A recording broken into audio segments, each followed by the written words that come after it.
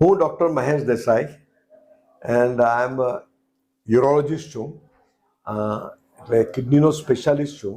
અને હું આ હોસ્પિટલમાં એટલે મુલજીભાઈ પટેલ યુરોલોજી હોસ્પિટલમાં પહેલે દિવસથી 1978થી હું જોડાયેલો છું.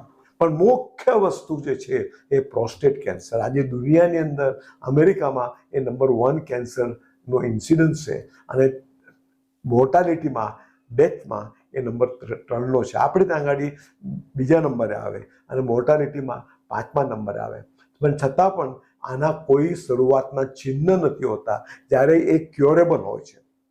એટલે અમને એવું લાગ્યું કે અમે જ્યારે આ બધું અલ્ટ્રાસાઉન્ડ ને PSA ને જે કેન્સર ડિટેક્ટ કરવા માટે જે ટેસ્ટ છે એ બધા કરવા લાગ્યા ત્યારે આપણને લાગ્યું કે લોકોમાં અવેરનેસ ઓછી છે અને આપણે ત્યાં આગળ કેન્સર થાય એ બહુ જલ્દી જ પસરે છે.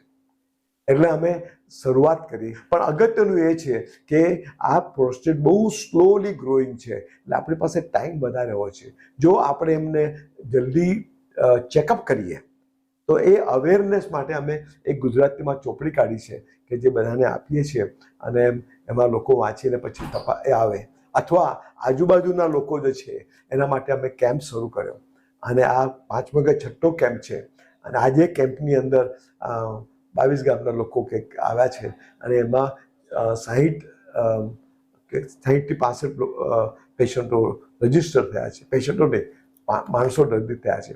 એ બધાનું PSA કરાયું અને 3 ગ્રુપમાં કર્યા.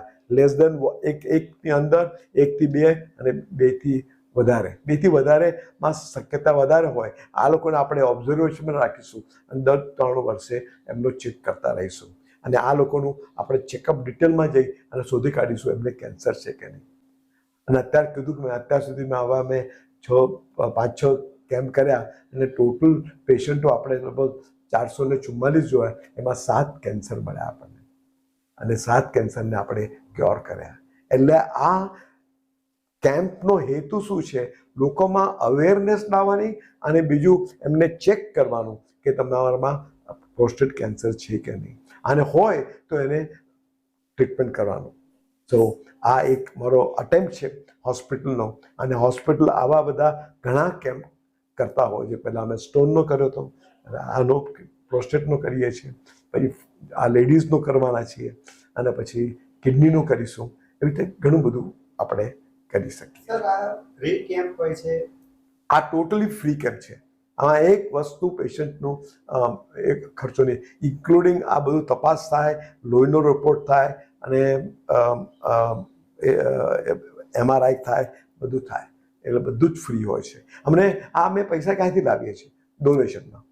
સર, અત્યારે કયા લેટેસ્ટ મશીનથી અહીંયા આ સૌથી મારી પાસે હું બતાવું તમને, માઇક્રો અલ્ટ્રાસાઉન્ડ કહેવામાં આવે છે કે જેને એ 29 મેગાસ છે. એટલે અંદર અમે જ્યારે રેક્ટલ સ્કેન કરીએ તો પ્રોસ્ટેટ આખું મેગ્નિફાઈડ 300 ટાઈમ્સ મોર.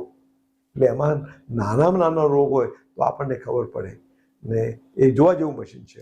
અમે કેટલા સિનિયર સિટીઝનોને ચેકઅપ કરવાના છે? આજે લગભગ મને દર્શે 65 જણા બુક થયા છે કરીશું. અને 65માં આ લોકો ડિવિઝન કર્યું છે. એમાં 17 લોકો એવા છે કે જેમનું PSA વધારે છે અને એટલે એમાંથી નીકળે છે કે નહીં જોઈશું.